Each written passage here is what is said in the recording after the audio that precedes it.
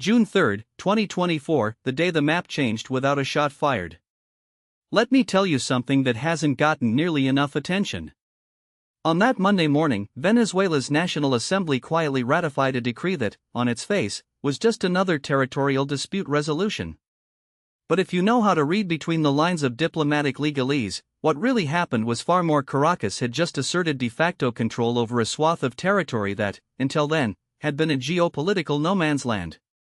Not with tanks, not with a coup, but with a stroke of the pen and the silent acquiescence of powers that, just a few years ago, would have moved heaven and earth to stop it.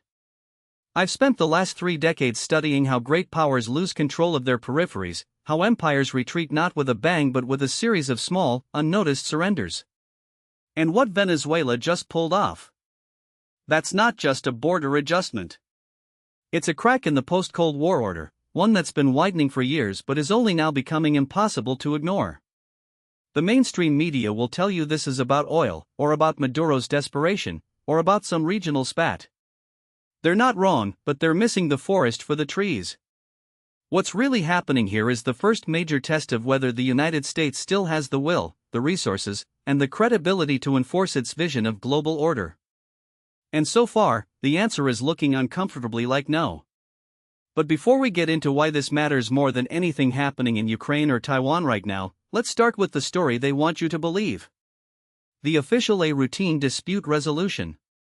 According to the Venezuelan government, the June 3 decree was a long overdue correction of a historical injustice. The territory in question, let's call it the Essequibo Annex, though Caracas has been careful not to use the term, has been a point of contention since the 19th century. The British, in their usual imperial fashion, drew a border that conveniently excluded Venezuela from a region rich in oil, gold, and timber.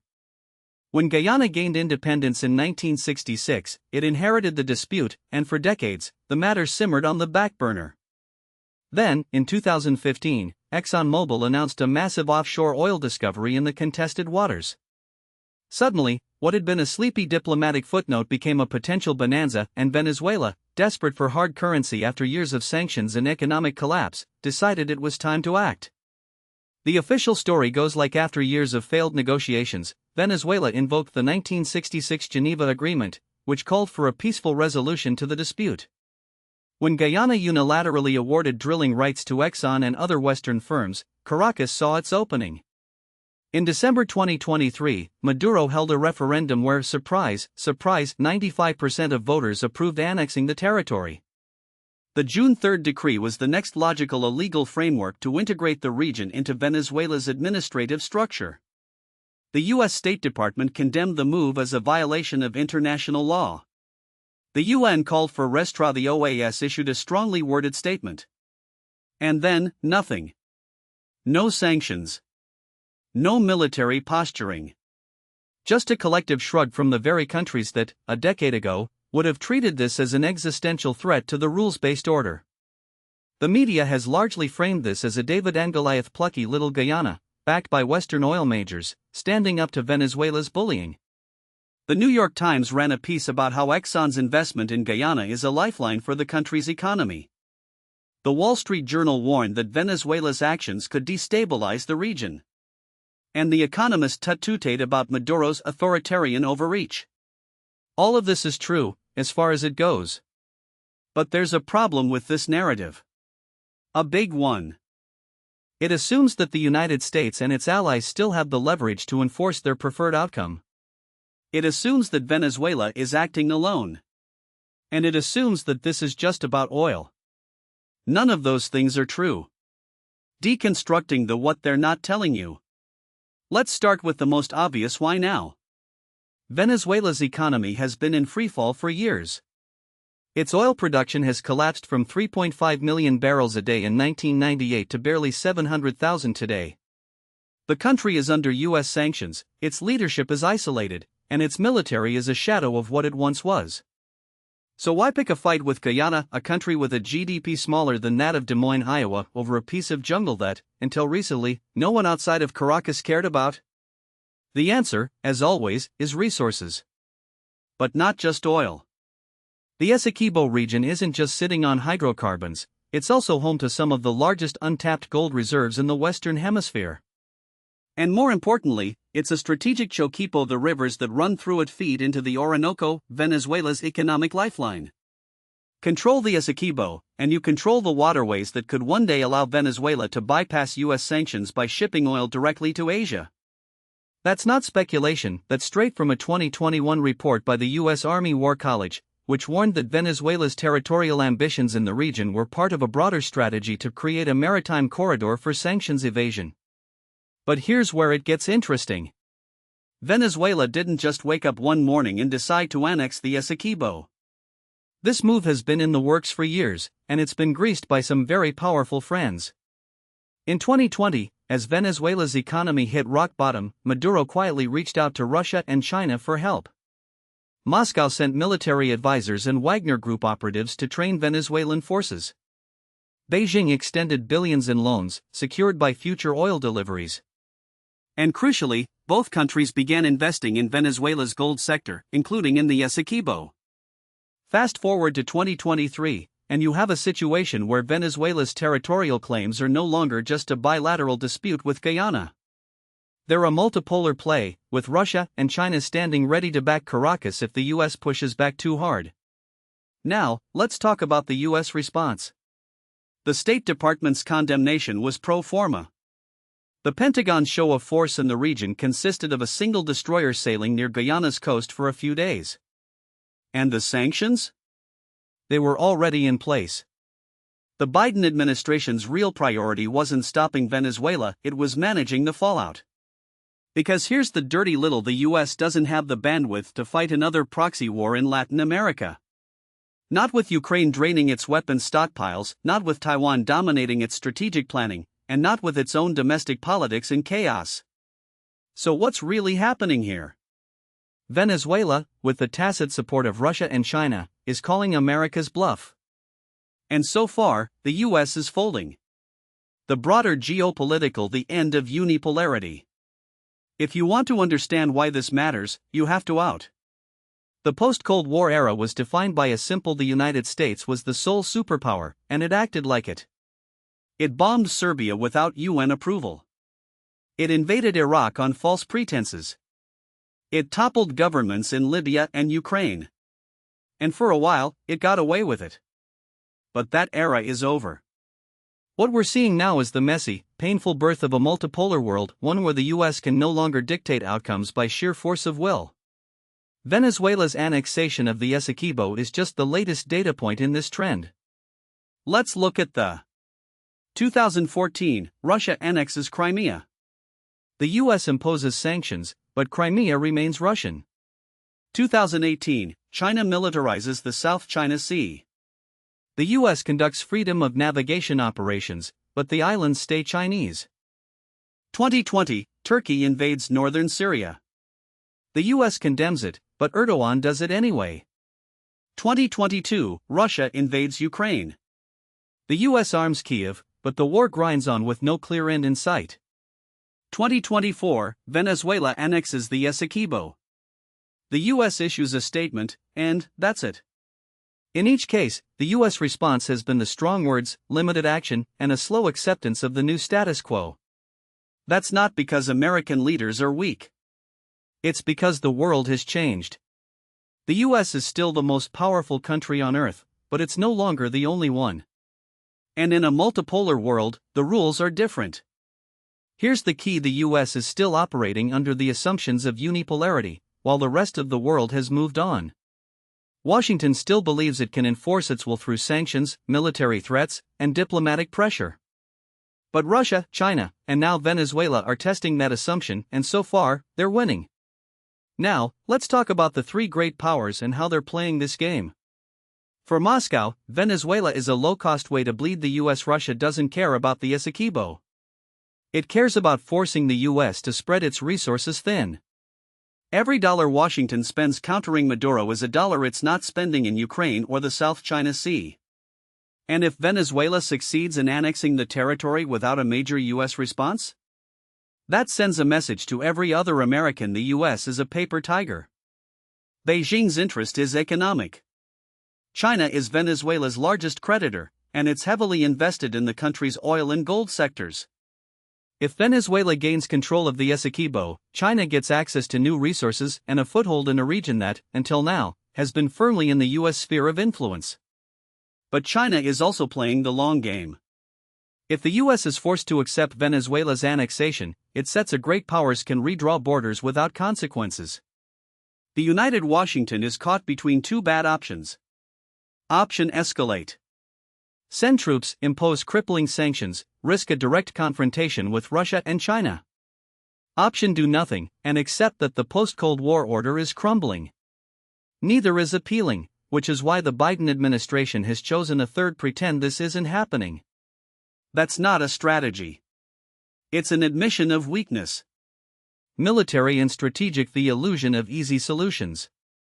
Now, let's talk about the military side of this. Because if you listen to the hawks in Washington, this is all the US should just send a few thousand troops to Guyana, enforce a no-fly zone, and call it a day. After all, Venezuela's military is a joke, right? Its navy can barely keep its ships afloat.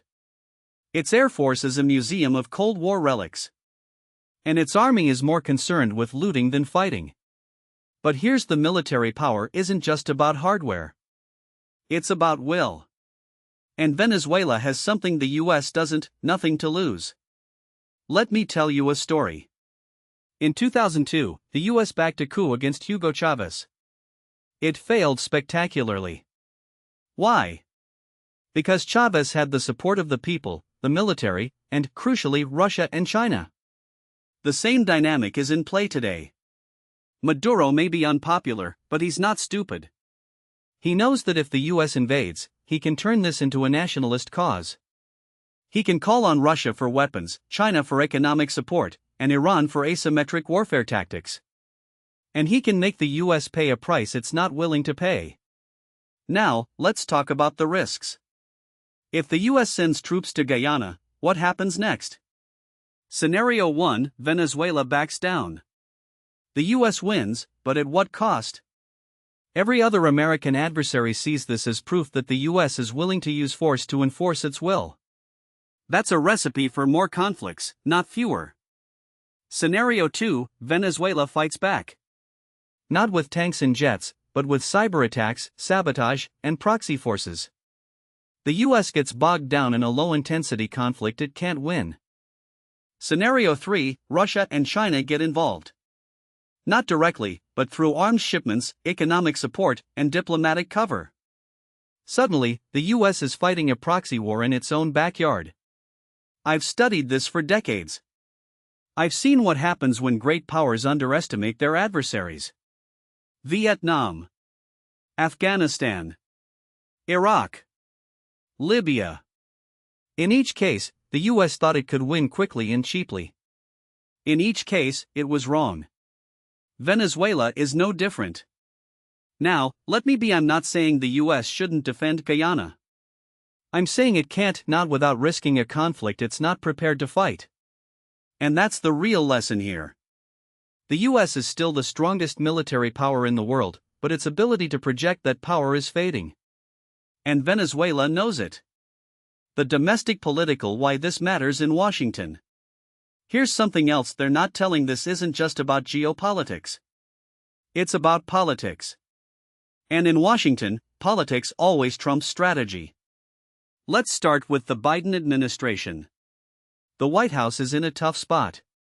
On one hand, it can't afford to look weak on Venezuela. Florida is a swing state, and Cuban and Venezuelan exiles are a key voting bloc. On the other hand, the US is already stretched thin. Ukraine is burning through weapons faster than the US can replace them. Taiwan is a ticking time bomb. And the Middle East is, well, the Middle East. So what does the Biden team do? It splits the difference. It condemns Venezuela's actions, but it doesn't escalate. It sends a few military advisors to Guyana, but it doesn't commit to a full-scale intervention. And it hopes that no one notices. But here's the hawks in Congress are noticing. And they're not happy. Senators like Marco Rubio and Lindsey Graham are already calling for tougher action. They see this as an opportunity to score points against Biden, to paint him as weak on national security. And if the situation escalates, they'll demand a response even if it's a bad one. Now, let's talk about the 2024 election. If Biden loses Florida, he loses the election. And if Venezuelan exiles in Miami see him as soft on Maduro, he's in trouble. That's why you're seeing a sudden flurry of sanctions on Venezuelan officials, military exercises with Guyana, and tough talk from the White House. But it's all theater. Because at the end of the day, Biden knows that a real confrontation with Venezuela could spiral out of control. And he's not willing to take that risk. Scenario: what comes next? So where does this go from here? Let's look at the three most likely scenarios. Scenario 1: the frozen conflict.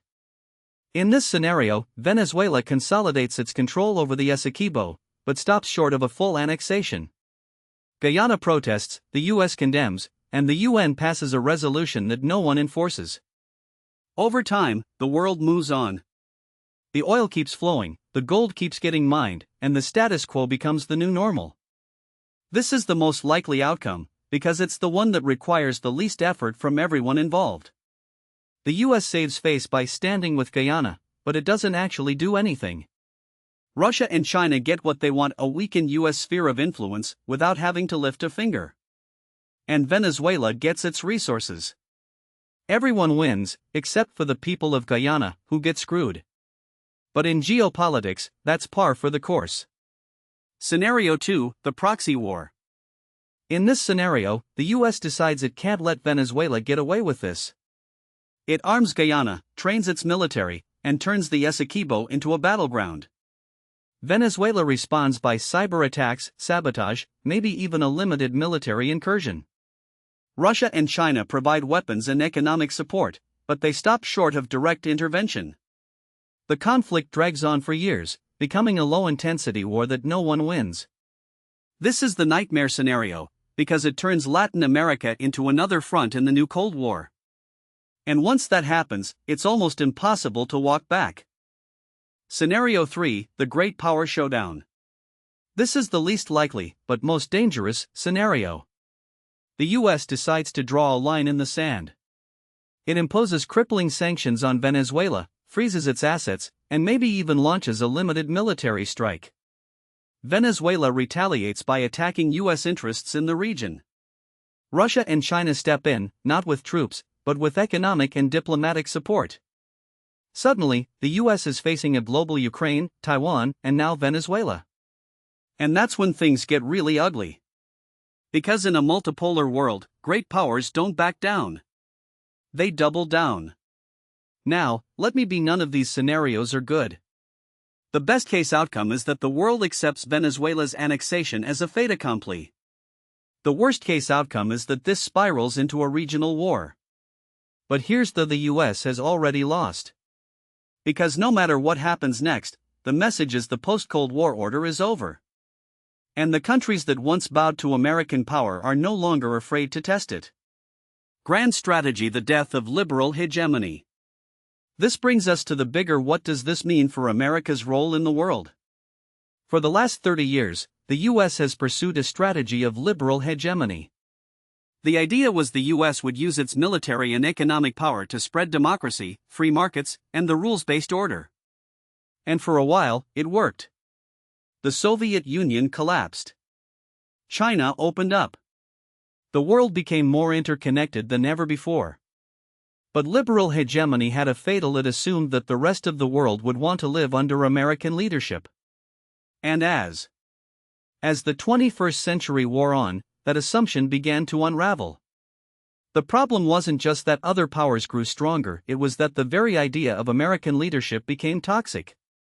The Iraq War, the 2008 financial crisis, the chaotic withdrawal from Afghanistan, each of these was a body blow to Washington's moral authority. But the real damage wasn't in the failures themselves. It was in the way the US, by doubling down on the same strategy, as if the world hadn't changed. Now, what most people don't realize is that liberal hegemony was never just about democracy promotion. It was about control. The US didn't just want allies, it wanted clients. It didn't just want free markets, it wanted markets that bent to American financial dominance. And when countries resisted, the response was often the regime change, sanctions, or covert action. Venezuela is just the latest example, but it's also the clearest. Because for the first time, a country has openly defied the Monroe Doctrine, not with a whisper, but with a roar, and the US has no good options left. Let me explain why this matters beyond Caracas. The military implications of Venezuela's move are far more serious than most analysts are willing to admit. The U.S. Southern Command has spent decades treating Latin America as a backwater, a place where the real threats were drug cartels and leftist insurgencies, not peer competitors. But that's no longer true. Venezuela's military, though degraded, is now backed by Russian and Chinese hardware. We're talking about S-300 air defense systems, Sukhoi fighter jets, and Chinese-made radars that can track U.S. aircraft from the Caribbean to the Gulf of Mexico. This isn't just a deterrent, it's a direct challenge to American air superiority in the Western Hemisphere. Here's the uncomfortable: the U.S. has no credible military response to Venezuela's annexation of Guyana. A full-scale invasion would require tens of thousands of troops, a naval blockade, and a prolonged occupation, none of which the American public has the stomach for.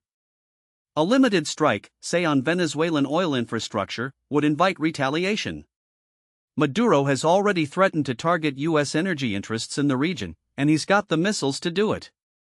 The Russians have stationed nuclear-capable bombers in Venezuela before. They could do it again. But the real danger isn't just in the hardware. It's in the doctrine. For the first time since the Cuban Missile Crisis, a foreign power has established a military foothold in Latin America with the explicit purpose of countering U.S. influence. And unlike Cuba in 1962, Venezuela today is not isolated. It's part of a network. Russia has a naval base in Nicaragua.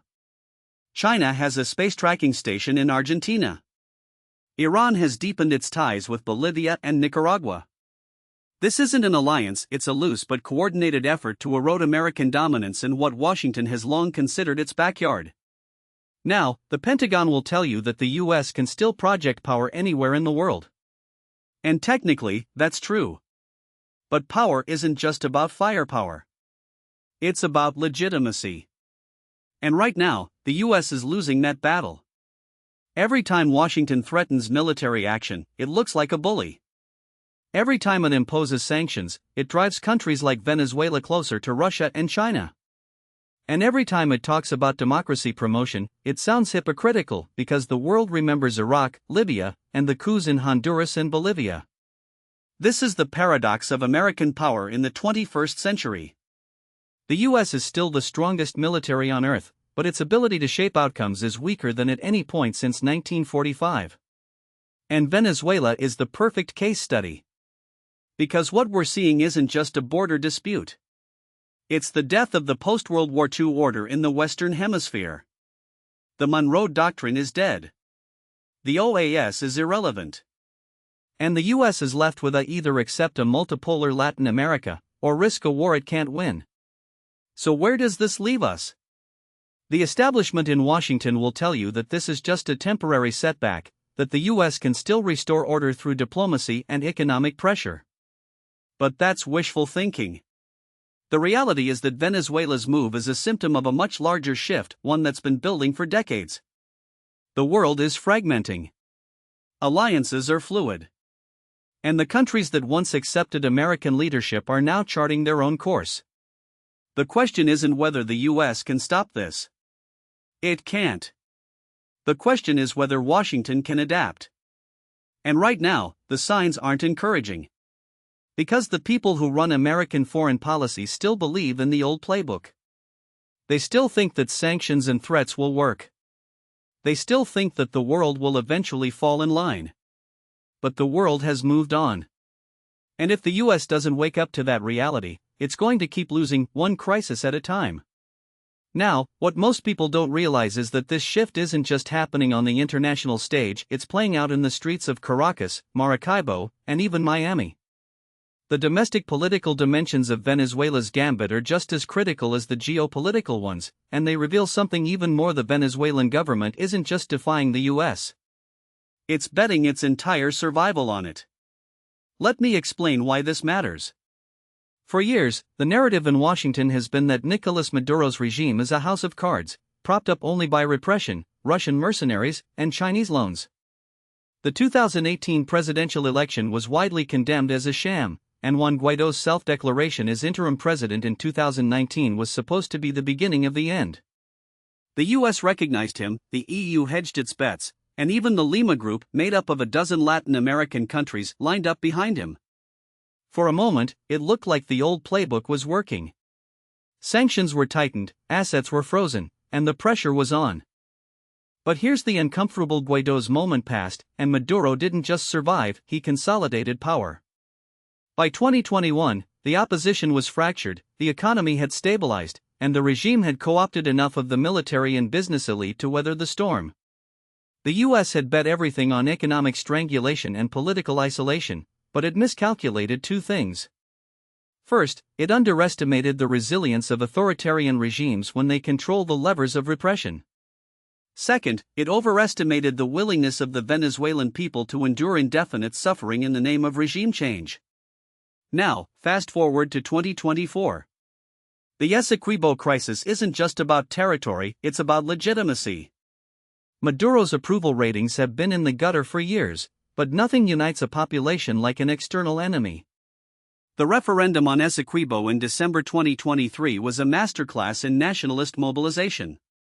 The government claimed 10.5 million people voted in favor of annexing the region, a number that's almost certainly inflated but still represents a significant show of force.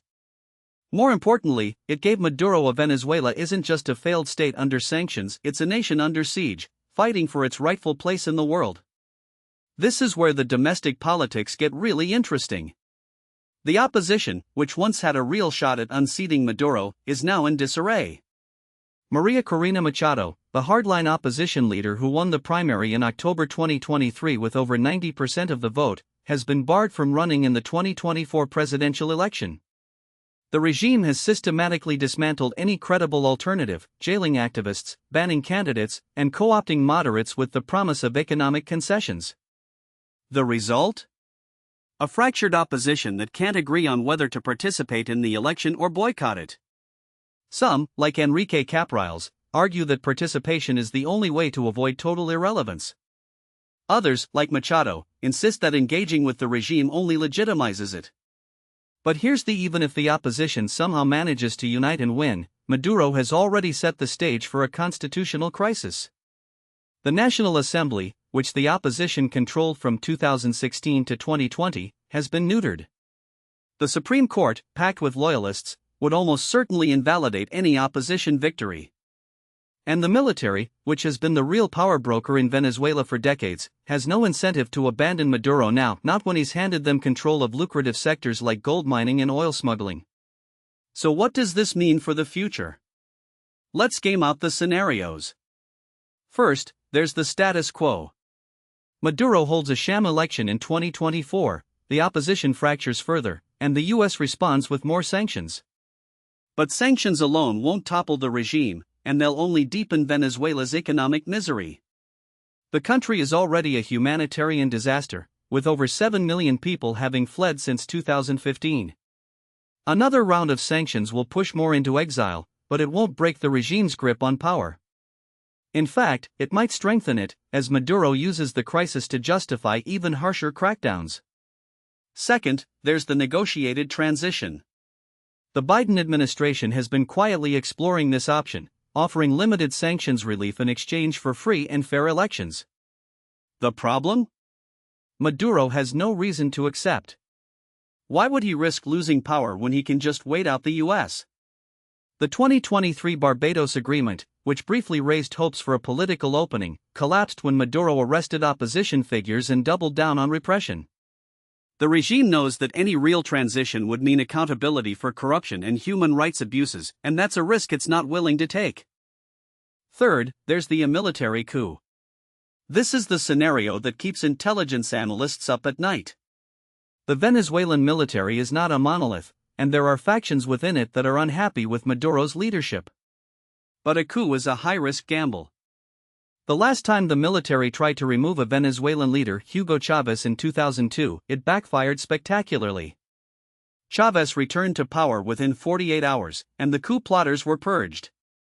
Today, the military is even more divided, and any attempt to oust Maduro would likely trigger a civil war.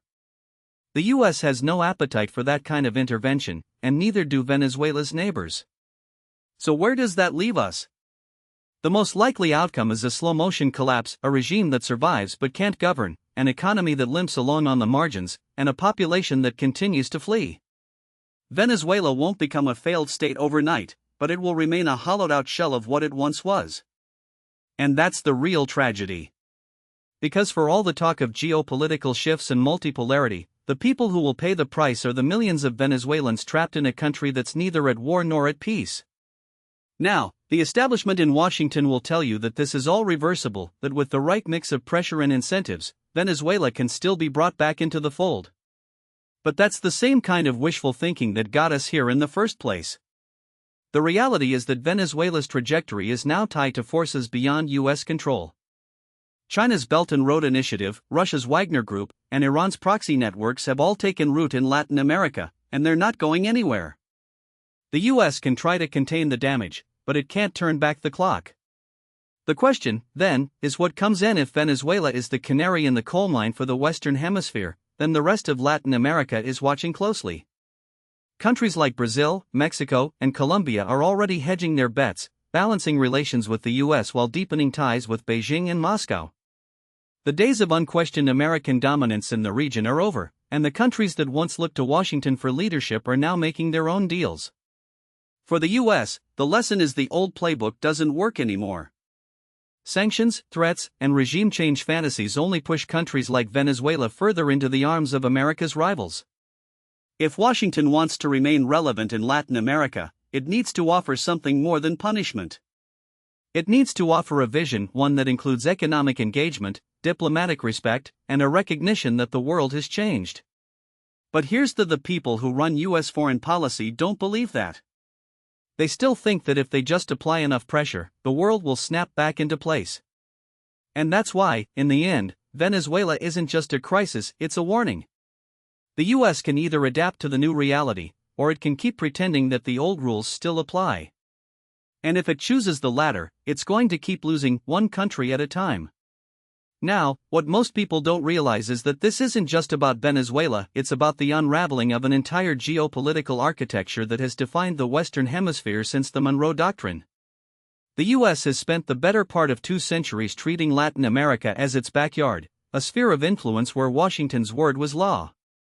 But that era is ending, and the way it's ending tells us something far more important about the future of global power.